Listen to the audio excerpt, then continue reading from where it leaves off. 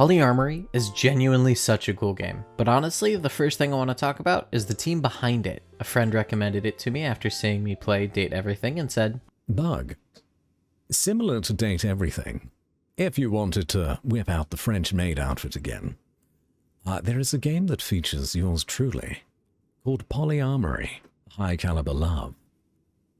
Might I recommend it on Steam? It's free.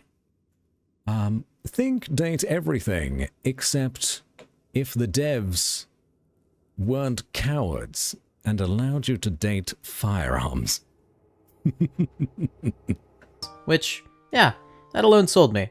It's a hilarious premise. The team also made OnlyCans, which I already liked, so I figured I had to check this out. So naturally, I put on my maid outfit and booted up the game. While I was streaming it, the devs actually showed up in my chat. They gave me little tips, hung out, and were just incredibly nice. I ended up joining their Discord and found out they post every streamer who plays the game, and they show up to a lot of those streams. You can tell they genuinely care about what they're making. Talking with them, I learned this game almost didn't happen because the constant firearm-related events in the US, wink wink, they had to delay release multiple times. During the California wildfires, the voice actress for Svetlana even had to evacuate and record using a completely different setup. On top of that, development was happening right when Epic announced that Unreal Engine games would be charged per download, which for a free game like this could have been devastating. But they pushed through all of it purely on passion. It's a small team, and you can actually interact with all of them in their Discord. Anyway, onto the game itself. Polyarmory is a hilarious dating sim, mixed with a surprisingly fun shooting game that helps break up the dialogue. It's packed with little Easter eggs, and you should absolutely try to find them all. Quick tip, interact with every ladder you see. You play as a prepper living in a bunker, taking a drug called Caliber, trademarked, which is literally bullets. After passing out in the desert, you're dragged back to safety by the best shotgun this side of the Mississippi, and that is where you meet the rest of the cast. From there, your days are spent bonding with your guns and listening to the in-game ramblings of Colt Michigan, who's basically Alex Jones turned up to 11. Though, even with how unhinged Colt gets, he might still be on par with the real thing. Alright folks, I want to start off today's show a little different.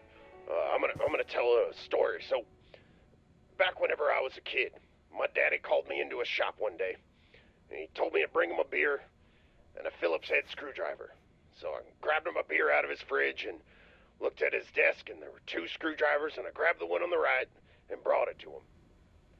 Now, I don't have any kids of my own, but I reckon if you were trying to do that nowadays, I feel like your kid be stuck there staring at your wall forever with all the damn screwdrivers that there are now. It used to be you only needed 2 screwdrivers, maybe 3 at most. Flathead, Phillips, maybe a hex. Now, as you get to know the cast, Remington, the husky shotgun, voiced by Batsy, Viper, the party revolver, Marsh and Mello, the yin and yang of a duo, and Svetlana, the dummy mommy RPG. You'll build relationships, progress their stories, and yeah, eventually, oil your guns. Meanwhile, the bunker itself is packed with stuff to explore. Handmade posters, minigames, a shower, which I'm told has a secret I missed, the ladder, again, don't skip those. Hi, Stephanie here. I didn't work on this game whatsoever, but I have... That's James Stephanie Sterling!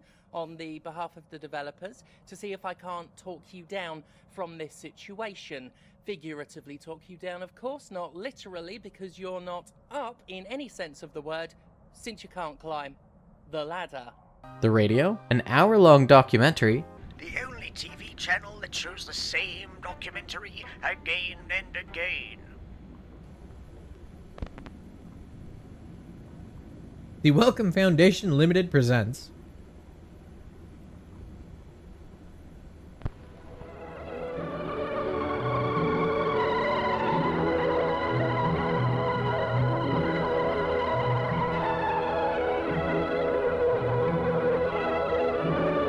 Arrogant. The story of a parasitic fungus. And a ton of hidden details I definitely didn't uncover completely. Eventually, you head outside for the shooting sections, where you find the Cloud People, who look a lot like Slendy Pants, and if you look closely, their mugs say, "We have fun here," which is very cute. After each run, you talk to Marcus before heading back in. And then, there's the ending, which I won't spoil, but genuinely made me laugh aloud. For a free game, there's an absurd amount of content here. I don't know how they pulled it off, but it's absolutely worth your time. It's a genuinely great experience.